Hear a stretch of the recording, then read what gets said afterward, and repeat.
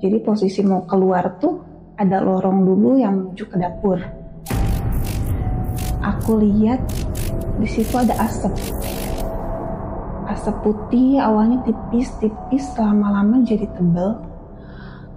Tebal dan itu ngebentuk kayak pocong.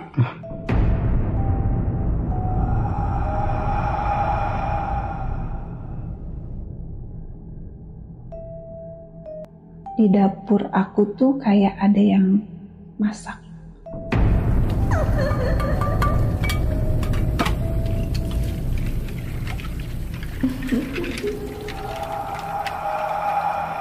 Aku lirik gini, nggak taunya sosok itu tuh muncul di depan aku. Bayangannya putih, matanya hitam. Dia sambil senyum ke aku, tapi senyumnya serem banget sambil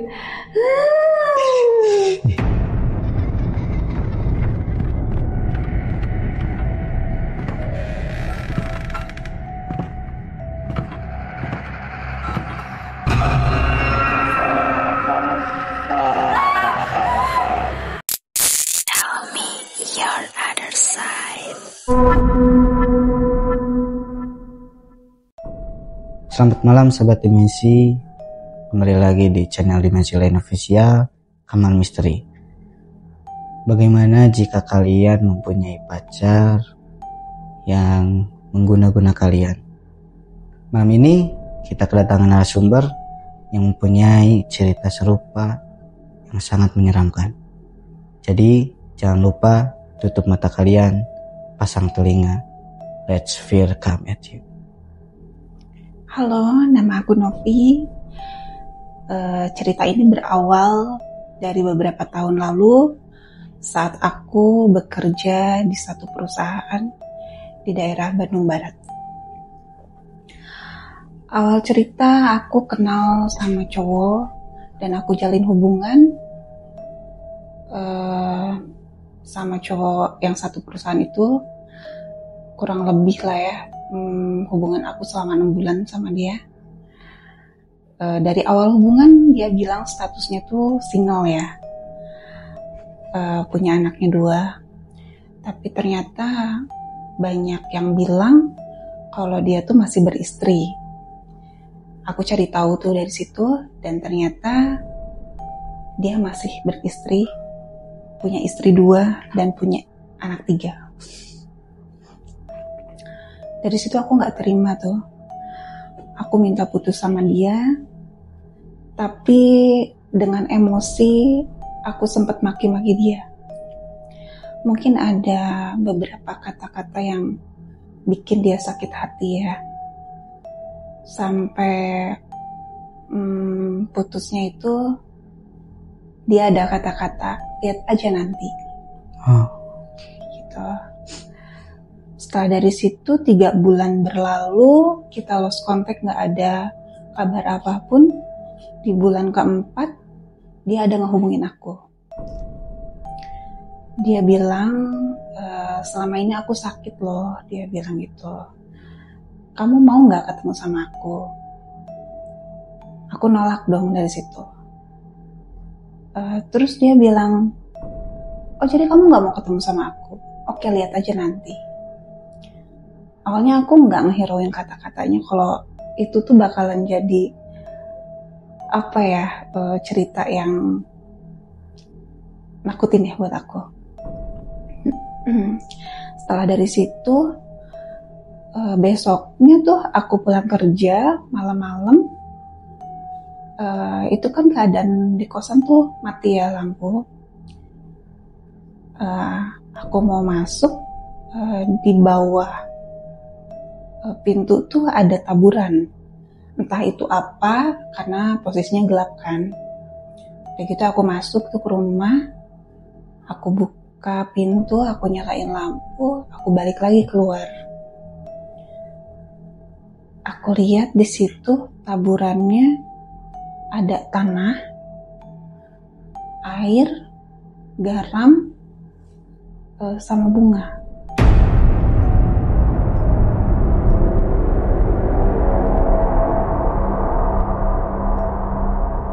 Di depan pintu kos. Di depan pintu kos itu. Tapi pas aku pegang si taburan yang garam itu, terus aku cium, ternyata itu kayak ada bau kemenyannya. Nah, aku tanya tuh sama tetangga, tadi ada yang kesini nggak? Aku tanya gitu. Enggak tuh, nggak lihat, mereka bilang kayak gitu. Kok ini ada taburan kayak gini ya? Kata aku gitu. Ya udahlah, aku ngambil pusingnya dari situ. Aku ambil sapu, aku beresin tuh, aku rapihin. Udah gitu ya, itu sekitar jam 9, jam 10. Aku mau rehat tuh, mau istirahat. Itu udah posisi udah mau tidur ya. Udah di kamar, tiba-tiba ada bau bangkai. Bau banget. Itu sampai nusuk hidung. Baunya tuh gak hilang-hilang. Dari situ sentak aku keluarkan dari kamar. Keluar kamar, mau keluar. Jadi posisi mau keluar tuh ada lorong dulu yang menuju ke dapur. Aku lihat di situ ada asap. Asap putih, awalnya tipis, lama-lama jadi tebal dan itu ngebentuk kayak pocong.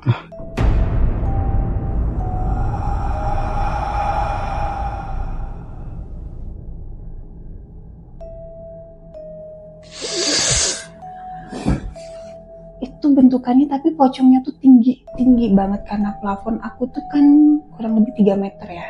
Itu full banget 3 meter tuh, bentukannya pocongnya tuh tinggi banget. Dari situ aku lari keluar. Aku minta tolong sama tetangga. Tetangga keluar tuh. Pas dia mau masuk ke rumah aku, asapnya mulai menipis. Hilang, tapi baunya tuh mereka masih cium. Masih cium baunya. Iya kok baunya masih nempel ya? Ini dari apa? Ya udah, kamu nggak usah tidur di rumah, kamu tidur di rumah aku aja, kata tetangga aku. Malam itu ya aku nginep di rumah tetangga tuh. Itu kejadiannya malam Jumat ya.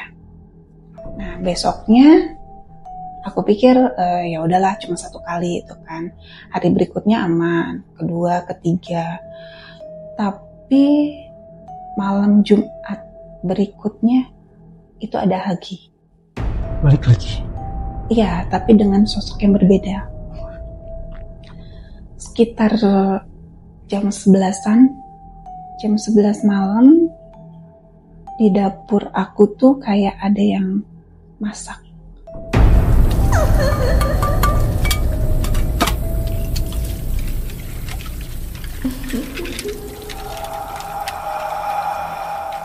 Ada yang potong-potong kayak sayuran gitu. Tapi ada suara perempuan ketawa. Hihihi. Suaranya kayak gitu, itu beberapa kali ya, 4 kali. Dan yang keempat, aku lari tuh. Keluar kamar tuh wangi bunga, tapi wangi bunga kayak wangi kuburan gitu loh. Wangi bunga kuburan. Aku lari keluar, aku ke tetangga lagi tuh. Di rumah aku tuh ada perempuan, aku bilang gitu. Terus tetangga aku bilang kayak gini, iya aku juga nyium loh wangi itu, wangi bunga dari maghrib tadi, dia bilang kayak gitu. Iya wanginya ada di kamar aku bilang gitu, di rumah aku. Mereka ngecek, tapi di situ udah nggak ada suara apa-apa. Cuma wanginya tuh masih nempel. Aku nggak berani tuh kan tidur di rumah. Aku nginep lagi di rumah tetangga. Ya udah, besoknya aku kerja lagi kayak biasa. Hari kedua, ketiga, keempat setelah kejadian itu nggak ada lagi. Aku pikir itu udah kayak yang udahlah ya gitu, hanya sekali aja. Minggu ketiganya, tepat di hari Kamis juga, malam Jumat, itu menjelang maghrib, aku lagi nonton TV. Jadi aku nonton TV tuh posisinya langsung ke pintu ya. Ke pintu. Di pintu itu ada yang lewat, ngelewat, set. Aku penasaran kan, kok merinding gitu. Itu apa ya, kok putih? Masa sih malam-malam maghrib ada orang pakai baju putih ya gitu. Lagian kayak apa ya, ngelewatnya tuh kayak sekilas, tapi kena bulu kuduk tuh merinding gitu loh. Terus aku lirik gini, nggak taunya sosok itu tuh muncul di depan aku, bayangannya putih, matanya hitam, dia sambil senyum ke aku, tapi senyumnya serem banget sambil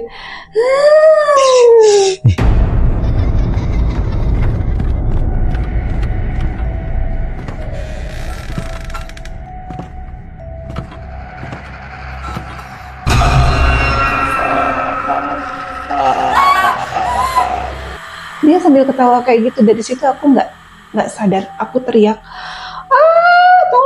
tolong, aku bilang kayak gitu. Aku nggak sadar. Udah sampai malamnya pas aku bangun, muka aku udah basah. Ini udah basah, udah banyak orang di rumah. Cuman yang aku cium itu bau kayu putih ya, karena aku dibangunin. Terus Vivi, udah sadar, Vi, bangun, istighfar, Vi, katanya gitu. Aku ngeliat tuh kayak apa ya, masih kebayang aja itu sosok itu. Terus aku dari situ nangis histeris yang nggak tahu kenapa. Aku tuh kayak sakit hati gitu loh, nangis sampai akhirnya aku dikasih air doa. Malam itu di rumah banyak yang nemenin. Aku tidur ditemenin sama tetangga-tetangga aku, tapi aku nginepnya di rumah itu. Udah gitu, karena kejadiannya ini udah berulang kali tiap malam Jumat ya, sampai kedengarlah berita itu sama ibu kos. Besoknya ibu kos datang ke rumahku. Dia tanya, katanya ada kejadian berulang kali aneh di sini. Aku jawab iya. Ibu bawa Pak Ustadz, dia bilang gitu. Siapa tahu bisa lebih tenang ya, katanya gitu. Udah gitu ya, Pak Ustadz itu tuh dia ngecek semua ruangan. Gak banyak yang diceritain sama Pak Ustadz itu, dia cuman senyum. Terus yang kuat ya Neng, dia bilang gitu. Aku dikasih air untuk diminum sama untuk dimandiin. Dari situ bukannya tenang, malah aku lebih kayak digangguin tiap mau maghrib tuh. Digangguin dengan bau-bau kayak bau bangkai, bau darah kayak gitu. Itu kan bikin aku nggak nyaman ya. Akhirnya aku mutusin untuk pindah kosan. Pindahlah. Aku kira udah gak akan ada apa-apa. Tapi ternyata itu ngikutin.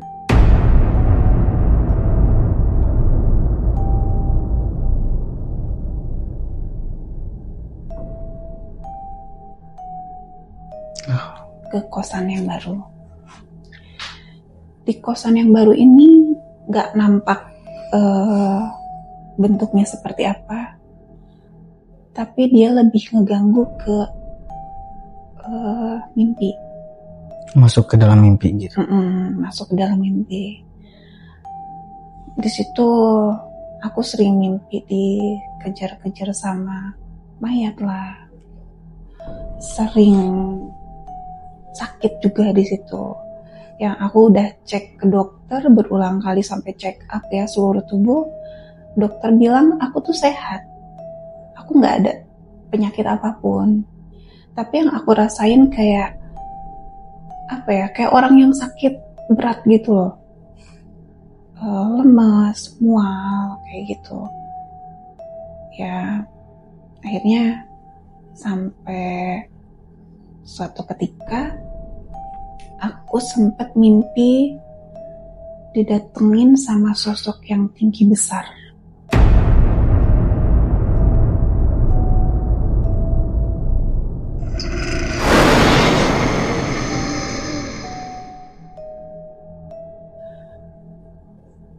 dan dia tuh tidurin aku. Dari situ kok mimpinya sering kayak gini sih gitu kan. Ya aku cari-cari tuh orang pintar sampai ada yang bilang ruqyah aja ya katanya gitu. Carilah aku di ruqyah. Selama ruqyah itu nggak ada ngefeknya. Nggak keluar nggak apa gitu? Nggak keluar. Malah semakin hari aku ngerasa kayak aku sakit hati. Entah apa ya itu. Sakit hati yang berkepanjangan, pengennya nangis aja terus dari situ. Sering sakit juga, sering mimpi kayak gitu juga. Sampai suatu ketika sore-sore menjelang maghrib tuh badan aku dingin sampai aku ngegigil ya, menggigil terus mual, pusing. Aku nginjek lantai itu kayak nggak nginjek, kayak napak, kayak ngelayang gitu loh perasaan tuh. Terus sempat aku sadar, ya ampun kok perasaannya ini aneh banget ya. Dari situ aku sempat sholat maghrib dulu ya. Aku ambil air wudhu, terus aku sholat tuh. Tapi baru juga takbir pertama saat Allahu Akbar. Itu posisi ada adik aku ya. Di rumah tuh ada adik aku. Katanya badan aku tuh goyang-goyang gini. Yang adik aku lihat tuh badan aku tuh berubah jadi besar, hitam, besar, terus kayak mau jatuh.